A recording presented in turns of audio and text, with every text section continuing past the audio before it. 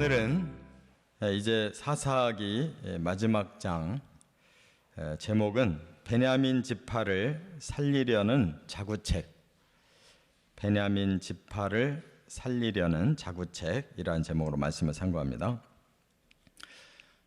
어떻든 상황이 이렇게 아주 급격하게 막 변하는 과정에서 남은 11지파가 베냐민 한 지파를 쳤는데, 그 베냐민 지파에는 뭐 남녀노소를 막론하고 다 죽었고 군인 중에 600명만 도망가서 살았어요. 제정신을 차리고 보니까 한 지파가 이제 없어지게 생겼습니다. 그들이 이제 뿔뿔이 도망가서 사라져버리면 지파 하나가 없어지는 거예요. 그래서 이걸 어떻게 해야 되냐, 다시 베냐민 지파를 살려내야 되겠다. 그런데 이제 베냐민 지파 안에서는 시집올 여자가 없어요. 다 죽였기 때문에. 아주 그 성을 그냥 애워싸고 다 죽여서. 그래서 다른 지파의 여자들을 이제 시집 보내가지고 다시 베냐민 지파를 이제 살려내야 되겠는데, 문제는 이 전 지파가 모였을 때 베냐민 지파가 너무 괘씸해서 하나님 앞에 맹세를 했어요.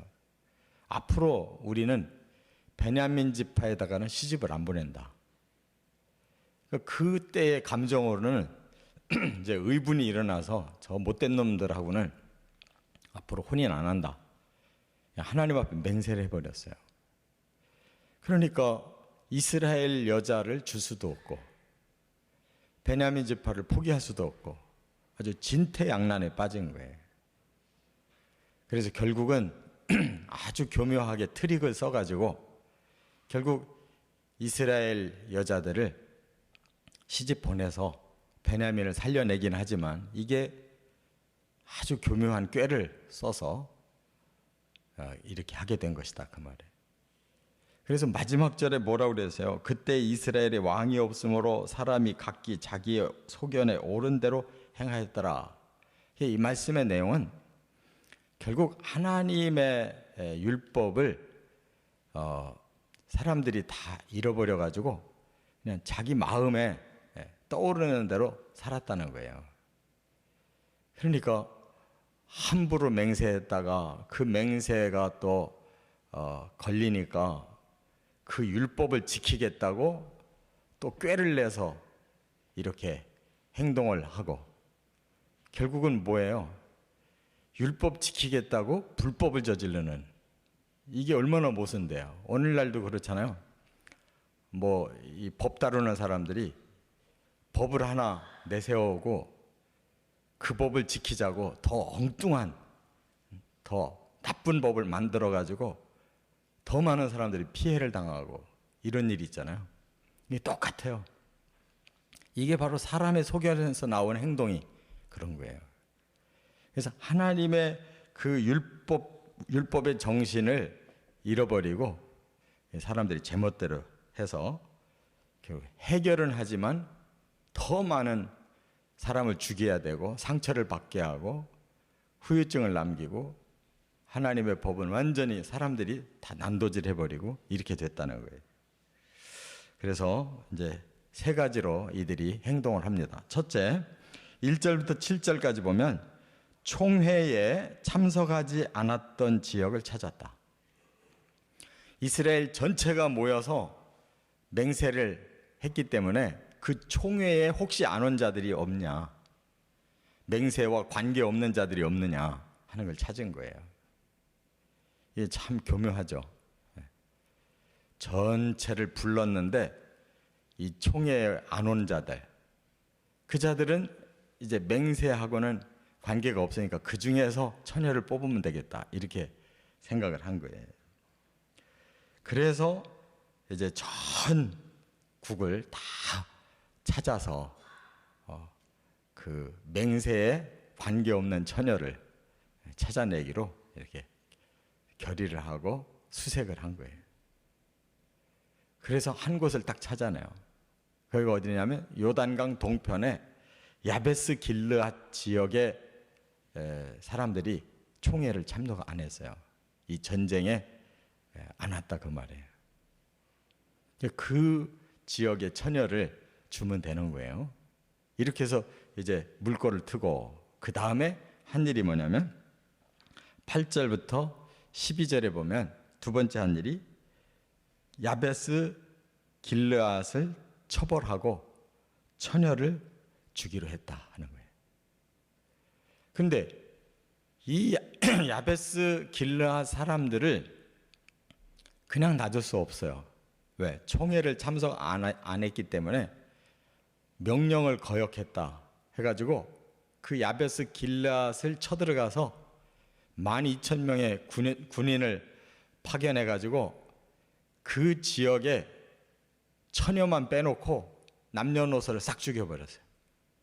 총회를 참석하지 않은 벌로. 그러니까 갔다가 코에 걸면 코걸이, 귀에 걸면 귀걸이, 그냥 막 자기들이 만드는 대로 법이 된 거예요. 목적은 뭐냐? 그 지역의 처녀를 고르기 위해서 명분을, 너희들이 총회에 참석 안 했으니까 너희들 다 죽어야 된다. 왜냐하면 처녀들을 고스란히 내놓을 집 사람이 없으니까. 명분을 찾아서 야베스 길르앗 주민들을 싹 죽인 다음에 처녀만 모아놨는데 400명이 모인 거예요. 400명을 거기서 찾았어요. 그래가지고 그 베냐민 지파 그 군인들한테 다 나눠준 거예요. 이게 무슨 짐승도 아니고 그냥 완전히 아주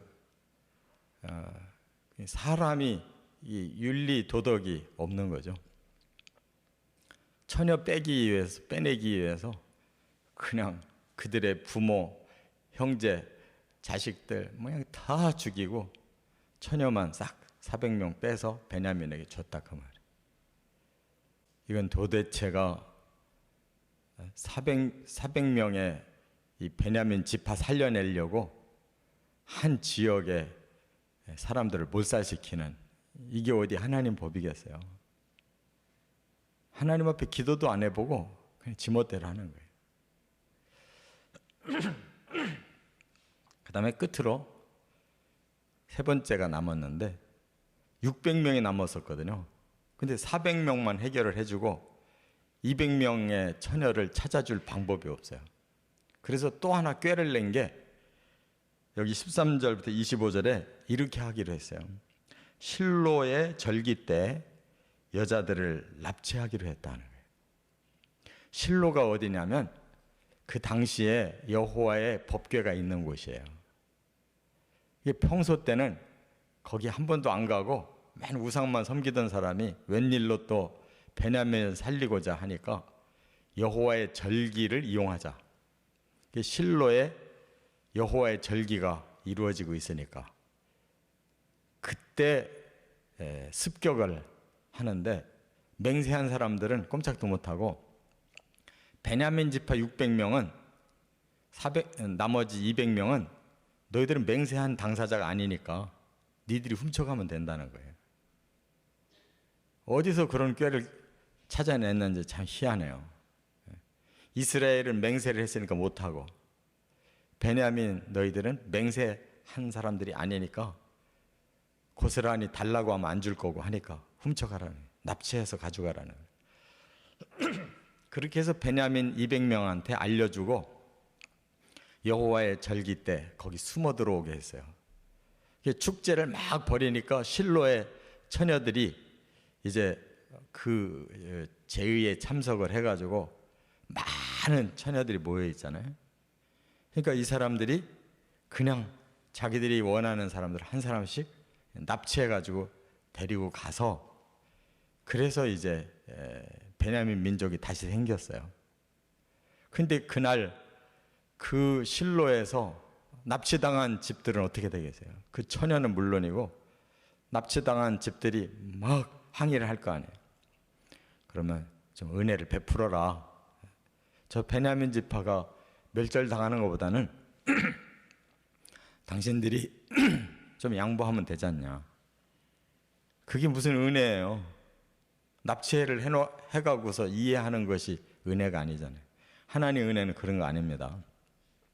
감지덕지한 게 은혜지 참으라는 게 은혜가 아니에요. 불법을 참으라는 게 은혜가 아니에요. 이 사람들이 모든 생각이 아주 율법 없는 이방인들과 같은 생각 그런 걸 생각하는 거예요. 지금까지 인류가 이런 제국주의가 팽배했잖아요. 제국주의가 뭐예요? 힘만 있으면 뭐든지 자기 마음대로 다 하고 합리화시키는 게 제국주의예요. 이런 식이에요. 이스라엘이 힘이 있으니까 실로의 사람들을 그냥 강압적으로 찍어 누르고 여자들을 납치하고는 너희들이 은혜를 베푸르면 된다. 빼앗기는 무슨 은혜예요. 이렇게 말도 안 되는 방법으로 베냐민 지파를 살려낸 거예요. 다행히 하나님은 또 그걸 선하게 인도해서 이 베냐민 지파에 또 사울 왕이 나와요. 희한하잖아요. 그 뒤에 사사시대가 마감되고 첫 번째 왕이 사울 왕이 베냐민 지파 사람이에요. 그리고 또 나중에 이스라엘이 이렇게 갈라질 때 남유다 편에 베냐민이 붙어가지고 정통성을 지켜요. 또 나머지 10지파는 다 사이비 신앙으로 빠져버려서 멸절되는데 베냐민은 또 살아나서 유다 지파와 하나가 돼서 유다 나라를 세우기 때문에 정통성이 이어져요. 그 정통성의 신앙을 가진 사람 중에 바로 사도 바울이 또 나와요. 베냐민에서. 신약 시대에 예수님의 가장 큰 사도 역할을 해서 이렇게 신약 성경에 사도행전부터 그냥 사도 바울의 그 13편 이상이 더 막대한 영향력을 끼쳤어요. 그러니까 하나님이 이렇게 선하게 세상을 돌려놓으니까 망정이지 이런 식으로 사람들이 하는 대로 놔뒀다가는 다 망하는 거죠. 그래서 우리가 정말 깨달아야 되는 게 있어요. 사람의 머리로 살아가지고는 실패할 수밖에 없다. 그야말로 하나님 긍휼로 우리가 사는 것이다.